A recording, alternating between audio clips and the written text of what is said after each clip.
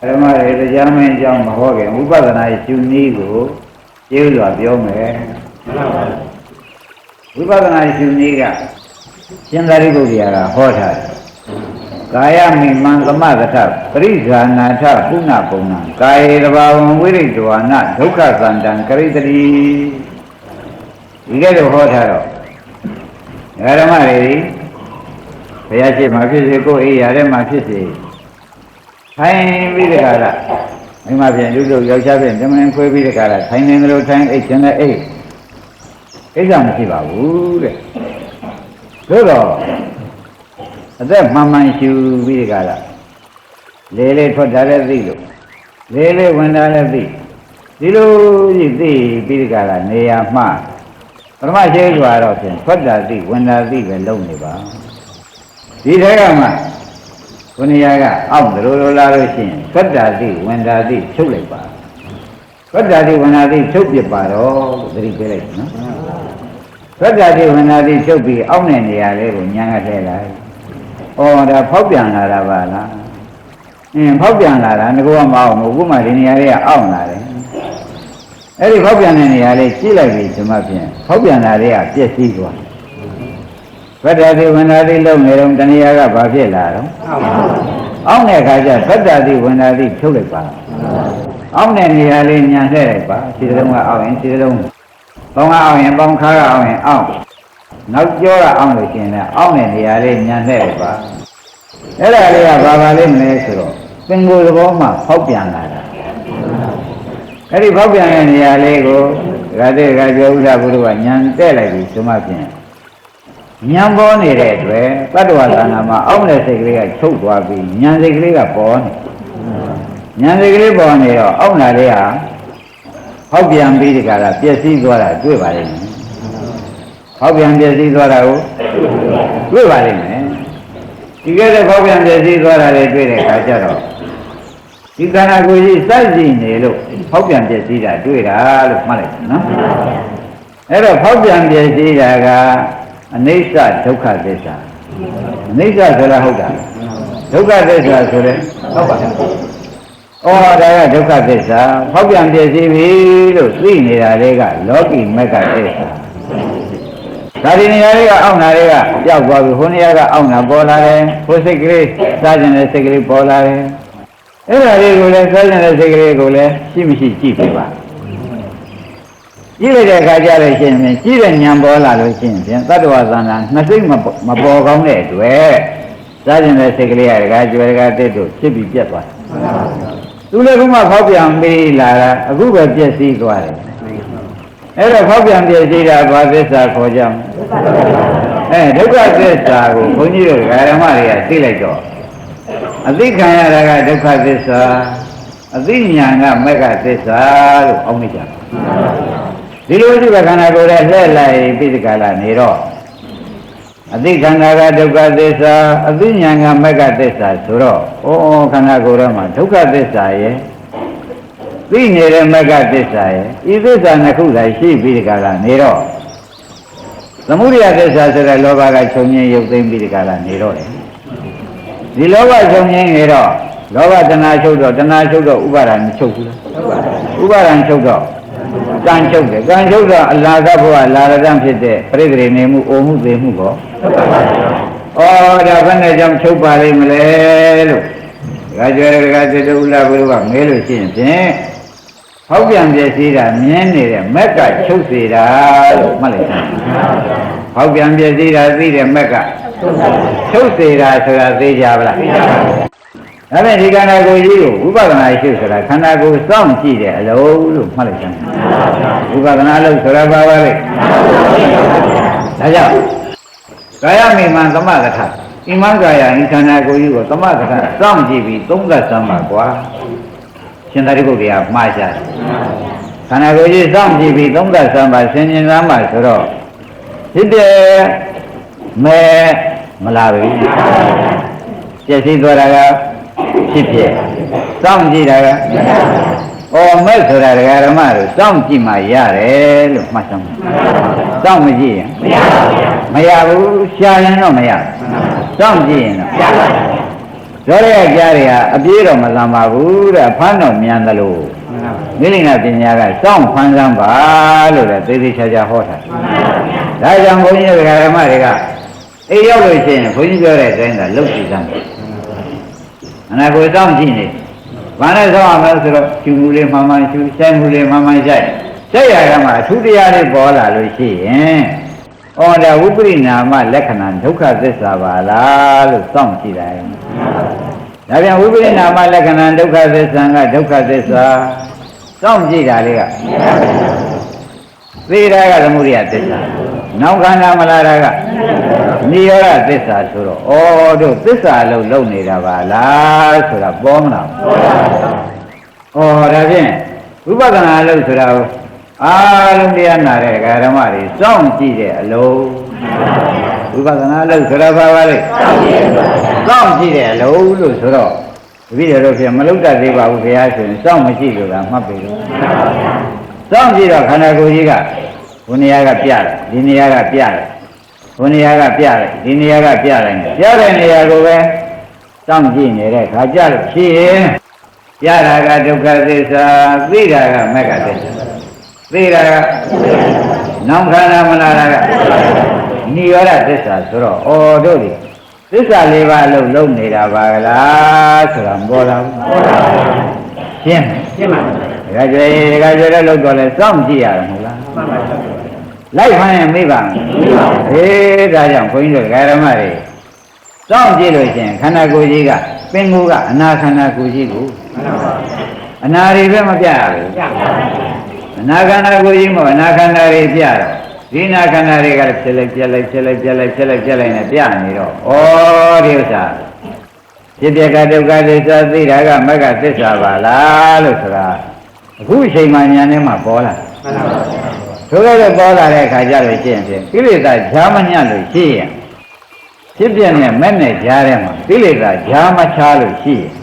ခွန်ရဲ့နဲ့မဲ့ညာဘုံညာရပါတယ်ဖြစ်ပြနဲ့မဲ့နဲ့ကြားထဲမှာကိလေသာဈာမကိုရင်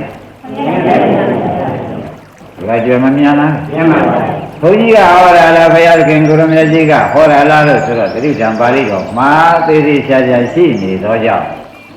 ဒကာဓမ္မတွေစောင့်ကြည့်တယ်လို့မလုပ်ခဲသောကြောင့်သံဃာရှိရပါတယ်ဆိုတာသဘောကျဩဒါဖြင့်ဥပဒနာဆိုတာအားစိတ်ရှိရတာလားဒကာဓမ္မတွေစောင့်စားပြီးရှိရတယ်သေးသေးချာချာပြောနေပါတယ်ဒကာဓမ္မတွေလေးလေးစားစားနဲ့မှတ်စမ်းပါလေးလေးစားစားနဲ့မှတ်လိုက်တဲ့အခါကျတော့စောင့်ကြည့်တဲ့လုပ်တွေကခန္ဓာကိုယ်ထဲမှာဘာမှကြည့်ရမရှိလို့ရှင်ဖြင့်ဩလေးလေးထုတ်တဲ့စိတ်ကလေးလည်းထုတ်ပြီးပြတ်တာပဲလေးလေးပြန်သွင်းတဲ့စိတ်ဟာ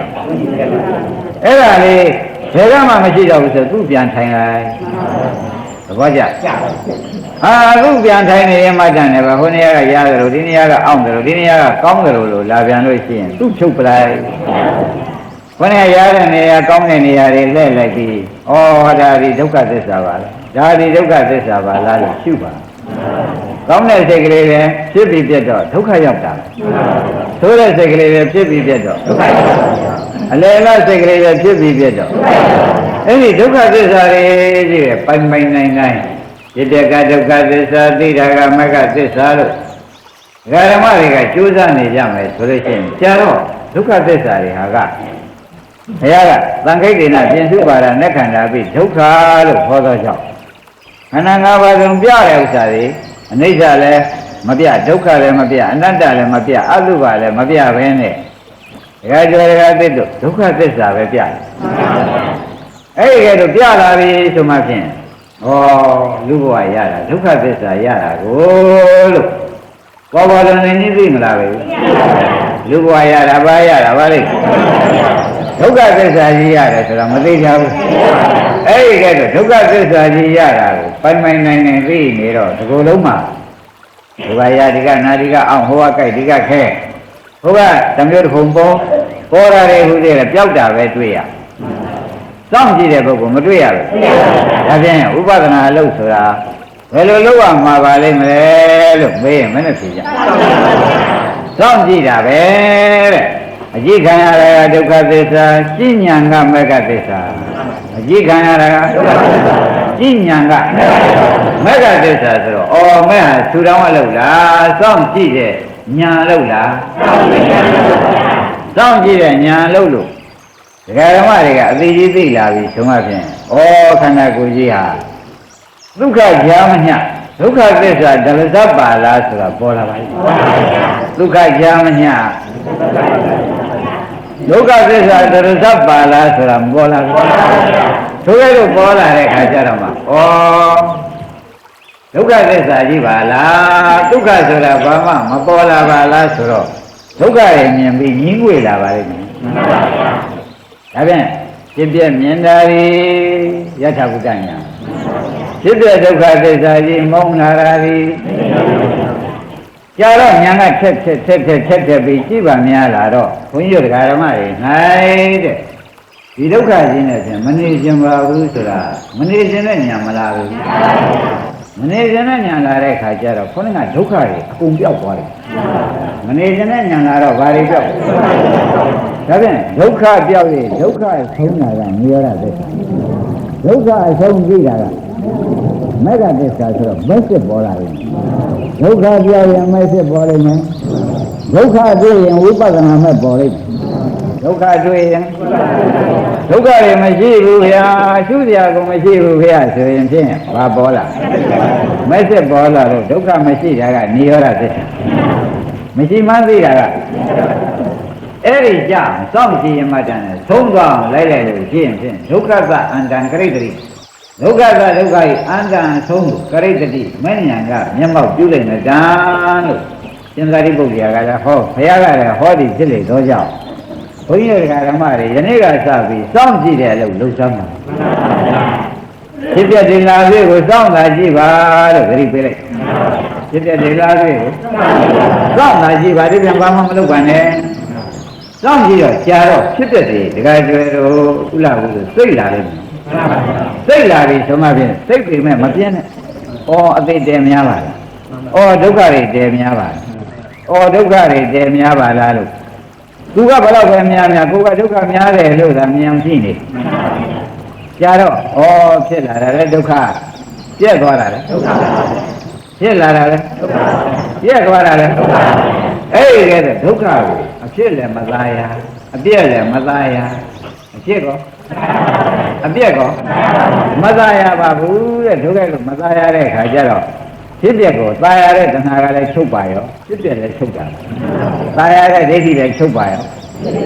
ဖြစ်ပြက်လည်းချုပ်သွားတာပဲဆိုတော့ဖြစ်ပြက်ချုပ်တာနိဗ္ဗာန်ချုပ်မှန်းသိတာမညာဖြစ်ပြက်ချုပ်တာကချုပ်မှန်းသိပြီဆိုတာဩဒါဖြင့်ဒကာကျွဲတို့ဒကာဥလာဘူးတို့ဒကာသစ်တို့နိဗ္ဗာန်ဝေးသလားနေသလားနီးရတဲ့မရောက်တာဘာကြောင့်ပါလိမ့်မလဲလို့မေးတော့စောင့်ကြည့်တယ်လို့လည်းမလုပ်ဘူးစောင့်ကြည့်တယ်လို့ကိုအဲကြောင့်ခင်ဗျားတို့ဒီသံဃာထဲမှာငရဲဘူးတွေကလည်းငရဲမိတွေတောက်ပြီးတဘောပွဲထူးနေတာမငိမ့်တာဒီခန္ဓာကြီးကိုသင်တွဲတဲ့တဏှာတော်ကမချုပ်တာနဲ့ပဲတဲ့ဓမ္မတို့တဏှာကနေပြီးငရဲဘူးဖန်တီးနေတာဒိဋ္ဌိကနေပြီးငရဲဘူးဖန်တီးနေတာဒါကြောင့်ခင်ဗျားတို့ကတော့တရားနာရဲ့ဒုက္ခကမချုပ်တော့ဘူးနောက်တဏှာကကြမ်းနေတယ်နောက်တဏှာကြမ်းနေတာတဏှာက